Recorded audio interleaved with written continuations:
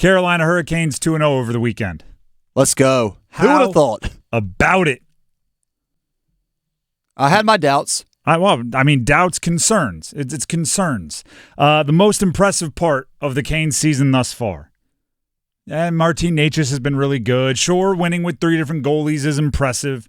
Yeah, the new guys on the blue line filling in helps. To me, it boils down to one thing.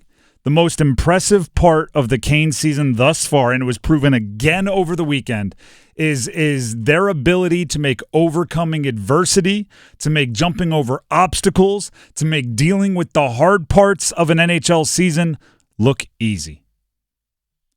It's unbelievable how in many different facets they faced some very, very tough situations, and they come out on the other side smelling like roses. Not even like, are you sweating? Did you even work that hard?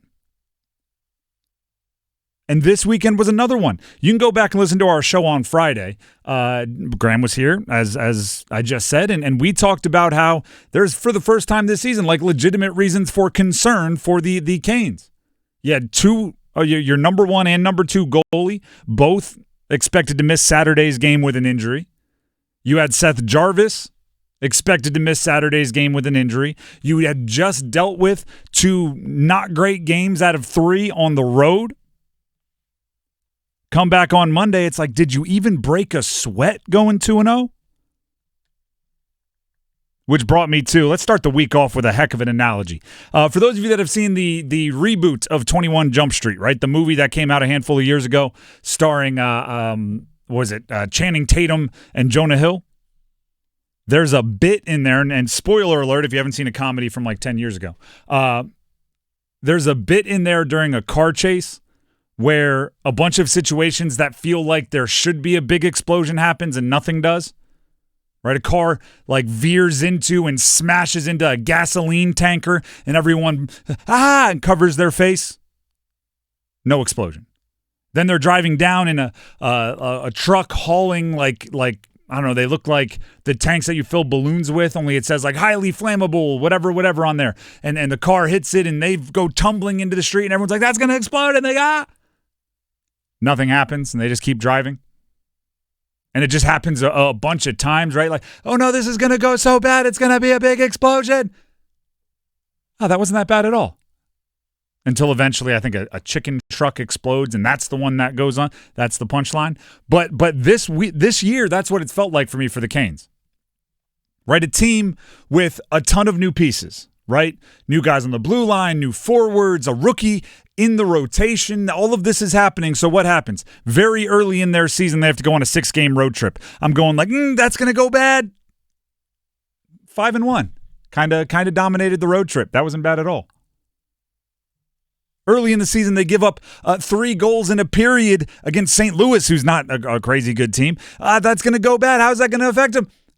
They won their next 8 games. That wasn't bad at all. Freddie Anderson gets hurt. That's going to go. Kochetkov runs off 5 straight wins. That wasn't bad at all. You lose to Colorado, giving up 5 goals in 1 period. Seth Jarvis is hurt, and after that game, isn't playing. Hasn't played since. I'm sitting there going, this is bad. Dominate Vegas the next game on the road. That wasn't bad at all. And that leads us to this weekend. Kochetkov gets hurt. So now Freddie Anderson's already out. Kochetkov's out on Saturday. You're moving in Spencer Martin. The only game he started this year, you gave up 6 goals, 5, and then an empty netter, but you know what I mean. So he's starting against Ottawa in the first half of a back-to-back. They're calling up undrafted free agent in his second year, Yaniv Peretz, to back him up. Again, I'm watching it going like, this isn't going to go well. Spencer Martin gets a shutout win. That wasn't bad at all. Kochetkov comes back on Sunday, wins the next day. That wasn't bad. They go through these situations you're watching going, this is going to go horribly. Never mind. That's fine. Can I add on to something? Sure, go ahead. Add one. Also going into that game on Saturday, you're going, Sebastian Aho hasn't scored in like 15 or 16 games. Not only does he score, but he scores on the power play. Hammers at home. And you're just like, oh, that's not bad. I'll take that. I was really worried about him. He's still averaging what, like, essentially, let me bring it up exactly. Andrei Svechnikov also touches the score sheet this weekend. We haven't heard from him in a while, it feels like. So I like the analogy use that you went with, Tim. I also like the movie 22 Jump Street. So both of them, 1 and 2. But it's just I'm not downplaying. Actually, matter of fact, I'm overplaying how much adversity they've faced. I think they've faced some real adversity early on. It just doesn't seem like it. And we all understand that facing adversity, facing obstacles, injuries, bad stretches, bad breaks, right? Bad puck luck. All of that is part of a season, and no one's going to escape a full season without facing their share of adversity. And you don't know what that adversity will be, right? Could be goalie health, could be one of your studs getting hurt. Like every team in the NHL is going to face it in some respect. Could be a really, really tough part of your schedule where it just feels like you're catching the division leader every other game for a month. There's a lot that could happen that will be your adversity, and it is oftentimes impossible to predict. But the ability to handle adversity mentally helps you more than anything. And a lot of times it's the hardest part to predict. Right? You draft a guy, you can draft him because he's, the right height, the right weight, has the right skating ability. You can go back and look at their college stats or junior stats. You can look at all the tangibles, but what you're not sure with 100% accuracy is how they're going to respond after they're put in a situation completely against their control or outside of their control where they're going to struggle. And the Canes seem to have put together a roster top to bottom that reacts the right way. Jarvis is hurt. Cool. Blake will score more. Both Kochetkov and previously Anderson get hurt. Cool. Spencer Martin will put up a shutout. Aho and Svech and Jarvis aren't shooting a high percentage like we're used to seeing. They're not producing goals at the rate they're used to seeing. Cool. Roslovic and, of course, Natchez will pick up the slack. They're just a team of a bunch of guys, and credit to Rod Brind'amour, credit to Don Waddell, who put a lot of this roster together as GM, and credit to Eric Tulsky, who's made the moves this past offseason as GM. They've put together a team that reacts the right way to adversity, and it quite honestly makes it seem like they haven't faced a ton.